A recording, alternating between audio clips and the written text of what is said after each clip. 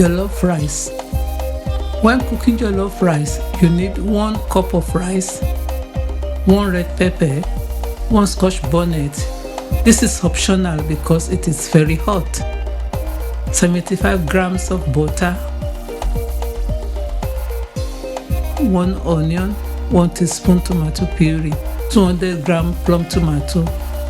Roughly chop the vegetables and blend them together until they are nice and smooth. Wash your rice under cold water until the water runs clear. Put the clean rice into a large pot. Add the blended pepper mixture and water, enough to cover the rice by an inch deep. Add salt, black pepper, white pepper, half teaspoon each, and bay leaf. Add your homemade chicken or beef stock, about 75 ml or 2 cooking spoons. Bring it to the boil for about 4 to 5 minutes. Then turn the heat down.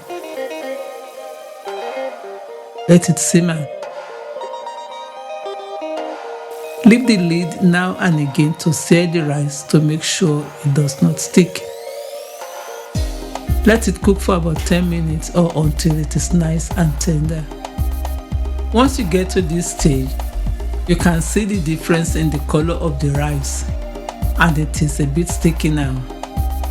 This is the sauce from the fried chicken stew we made earlier. If you have it, you can add a bit into the rice and stir it in.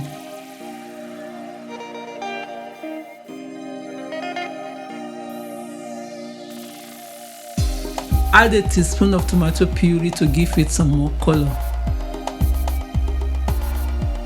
Stir in a quarter of a block of butter to make it moist.